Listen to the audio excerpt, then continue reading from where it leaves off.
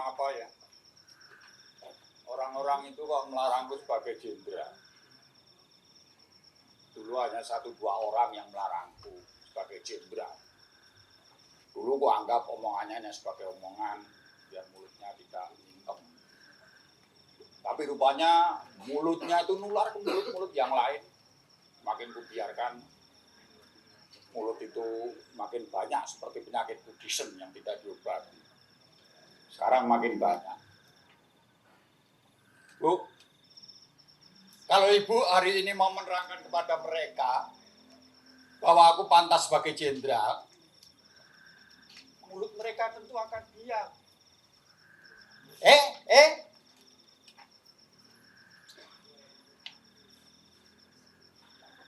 Siapa yang melarang anakku sebagai jenderal? Siapa? RT.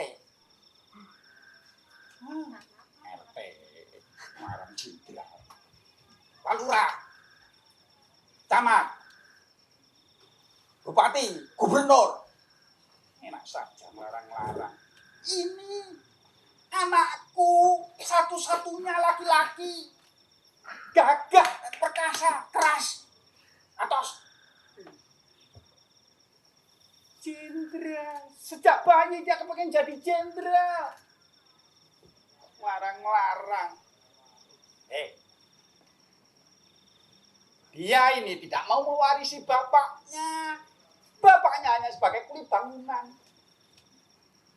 Dia jenderal. Sejak kanak-kanak dia itu kepingin nyunggi ibunya keliling-keliling kota. Naik roda 4, punya rumah bertingkat-tingkat, tidak seperti bapaknya.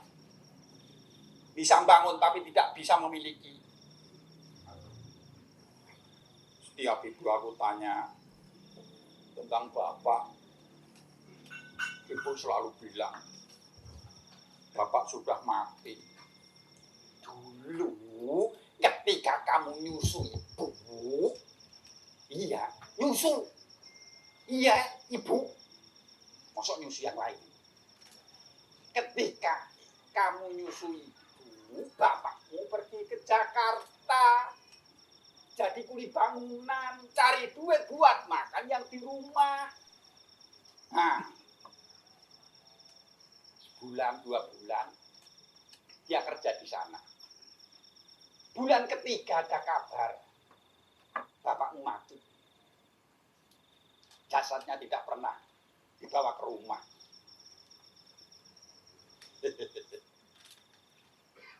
Bapak mati, aku nyusui. Iya. Dulu kamu itu waktu masih aku gendong, bapakmu itu pergi ke Jakarta. Iya. Bu, bapak mati, tidak ada kabarnya. Biar. Kalau jasad bapakmu dibawa ke rumah, ibu yang repot. Ambulan dari Jakarta ke sini berapa coba?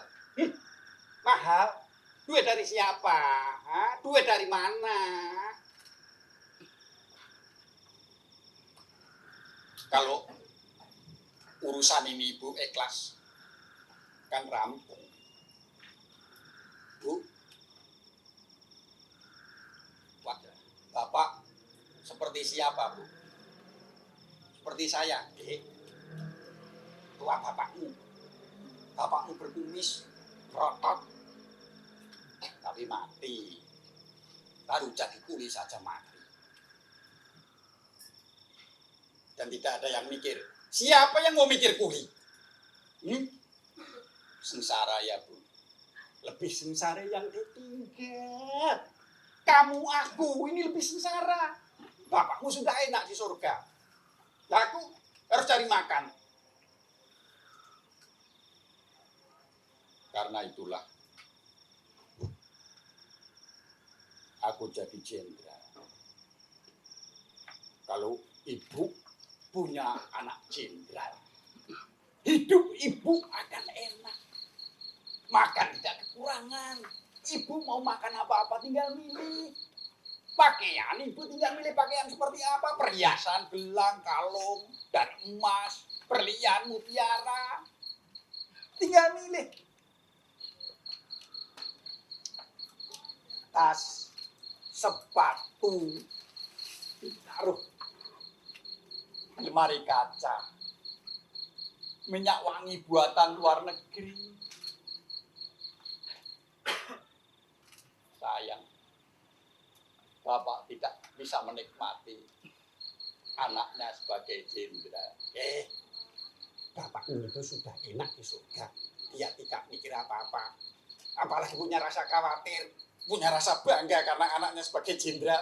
Di sana itu tidak ada jenderal-jenderal. Tapi kalau ibu sama bapak itu punya anak jenderal, tetangga-tetangga kita yang suka memaki, mereka akan kapok dan berbalik arah. Mereka tidak lagi berani memaki karena anaknya jenderal.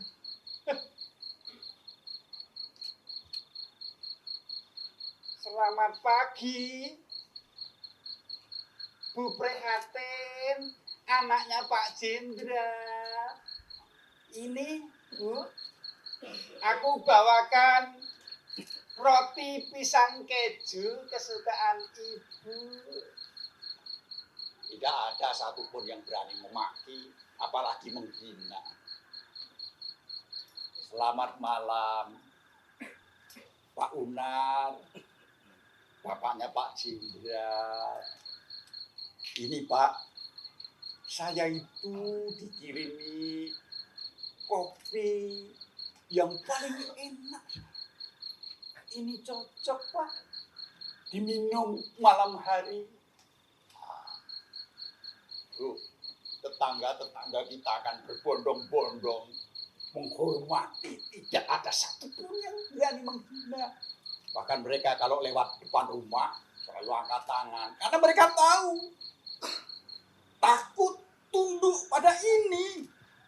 Anakmu, jenderal. Mana-mana jenderal itu ditakut, dihormati, dipuja-puja. Setiap perintahnya akan selalu dilaksanakan. Siap Pak Jenderal. Menundukkan kepala sambil angkat topinya. Kenapa? Ibu nyusul Bapak. Kalau sekarang saya mau nangis kepada siapa? Jenderal menangis kan tidak apa-apa.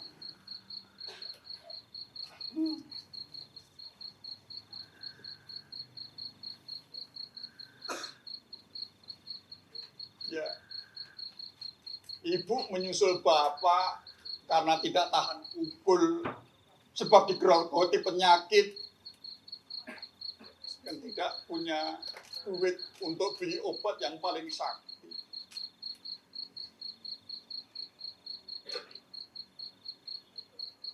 Padahal dulu Ibu yang paling harap aku sebagai jenderal. Besok kalau kamu besar, kamu jadi jenderal saja. Pokoknya jenderal. Ibu tidak tahu pangkat yang lain. Taunya jenderal, yang terkenal itu jenderal.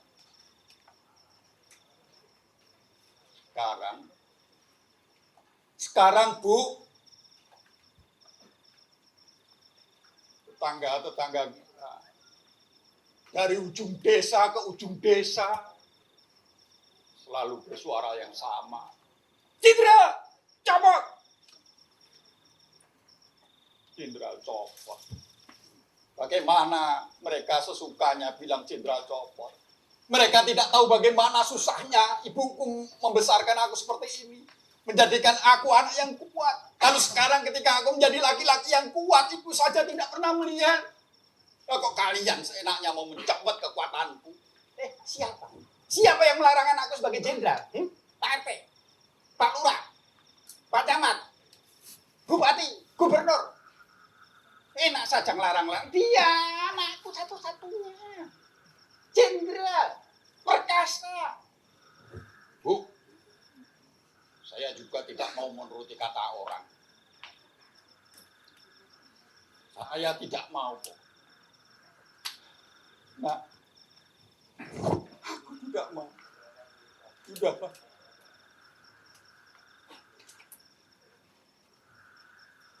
Iya, seenaknya bilang, Jenderal copot, Jenderal copot. Jenderal nyampah. Aku ini bukan jenderal, aku ini jenderalnya ibuku. Jenderalnya ibuku. Puluhan tahun sebagai jenderal kok suruh nyopot. Bertahun-tahun rumahnya aku lindungi keamanannya. Masih saja tidak terima. Tembak. Kapok. Ini pasti ada yang menghasut, bikin fitnah. Bu,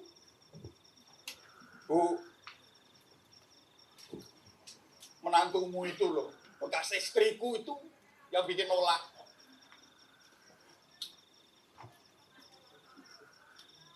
Gara-gara dia. Memang dulu dia yang memilih aku sendiri, Bu. Tetapi rupanya aku tidak tepat memilih. Ini juga gara-gara dia. Dulu setahun 2 tahun dia sangat bangga menjadi istri jenderal. Di setiap apa itu? Pasar. Dia di setiap pasar selalu membanggakan punya suami seorang jenderal.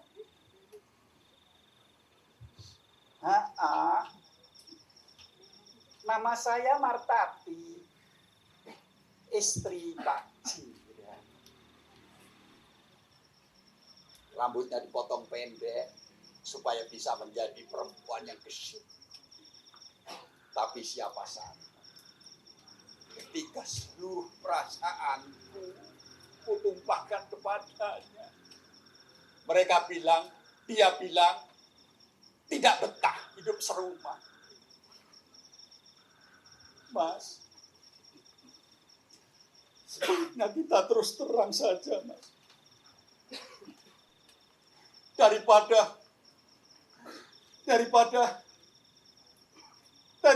aku sakit terus. Sebaiknya kita bicara terus terang. Sudah berapa lama mahligai rumah tangga ini kita bangun bersama. Bahtera ombak datang silih berganti. Hidupku terseok-seok. Sementara kamu seperti laki-laki yang bebas dari bencana dan dosa. Kamu laki-laki yang tidak pernah dewasa. Sebagai suami, kamu maunya minta gendong terus-menerus. Aku tidak betah. Aku capek. Aku tidak betah, sebaiknya kita tidak hidup dalam satu rumah.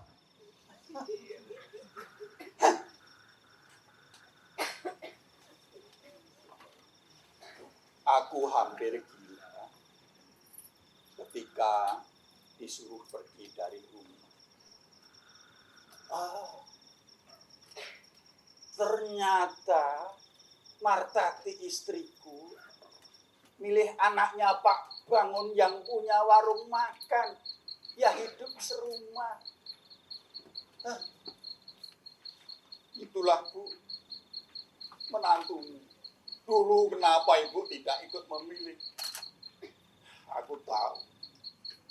Aku tahu dialah yang berbisik-bisik. Dan orang-orang percaya akan bisik-bisikannya.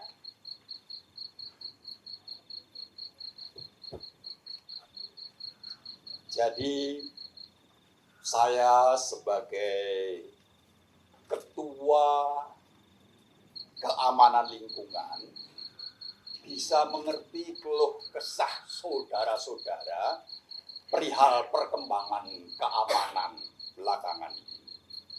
Jadi meskipun jalan-jalan desa sudah kita taruh polisi yang tertidur, gang-gang sudah kita taruh, portal-portal, tetapi masih saja ada pencurian. Keamanan ternyata tidak mulus. Jadi kalau saudara-saudara berkumpul di sini akan menggantikan, saya agak berat sebenarnya, akan menggantikan penjaga keamanan. Kita jangan sampai salah pilih. Karena kalau kita salah pilih menggantikan penjaga keamanan, nanti keamanan lingkungan kita bisa akan menjadi repot. Terbayang wajah ibu yang menginginkan saya sebagai jenderal. Saya tidak menyerah.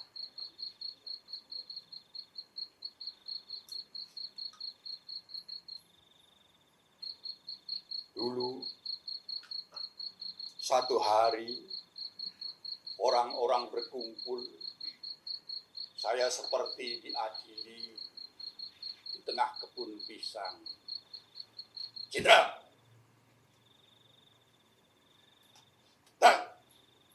pekerjaanmu itu apa? Petentang, sok jagoan. Kasih tanggung jawab, tapi malah murtad. Ingkar dari tanggung jawab.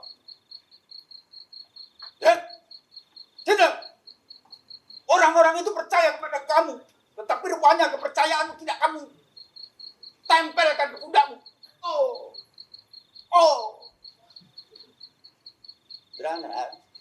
Indra, kamu itu kalau sudah tidak sanggup ngomong baik-baik sama warga, sama kalau perlu sama Pak RT. Nanti para warga juga akan menyambutmu dengan baik-baik. Ya, kalau perlu diadakan pelepasan, serah terima jabatan keamanan. Nanti diadakan acara pelepasannya, ada panggungnya, panggung gembira. Ya, Indra. Nanti kita undang teman-teman kesenian yang gratisan. Kan banyak. Indra, tidak apa-apa. Nanti masalah panggung, masalah konsumsi biar ditanggung oleh warga-warga. Indra.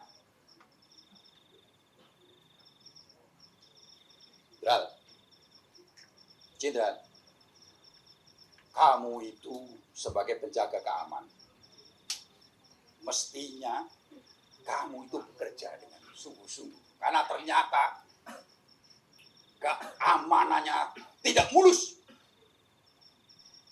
Saya khawatir ini kamu diberi tugas berjaga-jaga. Setiap kamu berjaga-jaga malah ada yang kemalingan. Apa artinya kamu ditaruh sebagai ketua keamanan kalau keamanannya tidak jalan dengan baik? Jangan-jangan kamu kerja sama dengan maling. Ya, saya tetap menolak apa yang dikatakan mereka. Bahkan ketika ada yang menuduh saya bekerja sama, malah ada yang mengatakan aku sebagai otaknya. Aku tetap menolak. Gila.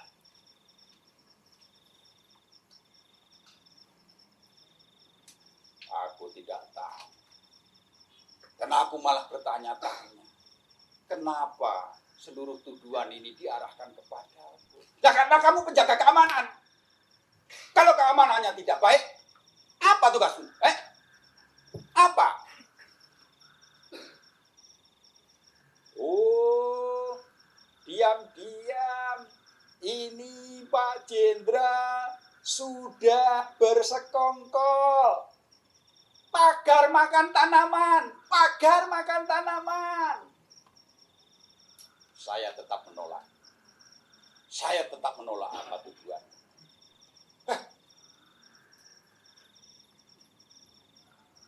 Ibu. Mereka datang membawa pentungan, Ibu. Ibu, mereka bersorak-sorak. Mereka bersorak-sorak ingin melepaskan pakaian jenderalku. Bukan hanya pakaian, tapi aku akan ditelanjangi, dikuliti, lalu dibuang seperti kulit pisang. Apakah Ibu mendengar? Ibu,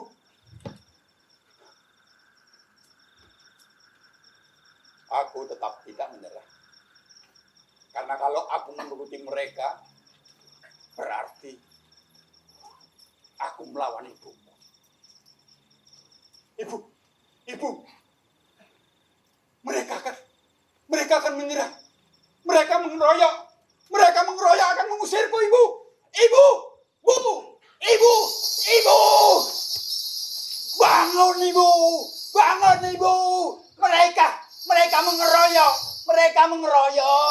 Mereka akan melarang aku sebagai jenderal. Mereka akan mengusir. Hei.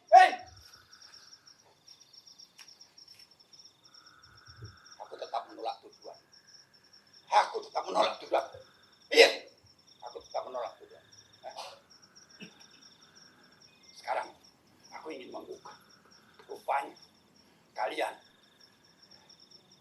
diam-diam telah bersekongkol menuduh, mengusir agar aku tidak sebagai jenderal. Lalu kamu menganggap urusannya sudah rampung. Padahal siapa yang mencuri?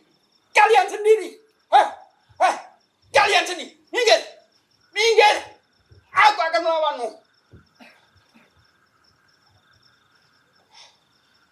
Ayo. Aku tetap tidak menyerahkan pakaian jenderal. Jenderal jadi apa ada jenderal kok bersekongkol dengan maling? Apa ada tukang penjaga keamanan kok bekerja sama dengan maling? Ibu mendidik aku sejak kanak-kanak supaya aku menjadi jenderal yang baik, agar kelak menjadi jenderal bintang bakti, jenderal yang berbakti kepada ibunya. Jadi aku menolak. Kalian tetap di situ. Yang bisa melepaskan pakaian jenderal kok hanya ibuku, bukan kamu. Bukan kamu. Hanya ibuku, bukan kamu. Bukan kamu.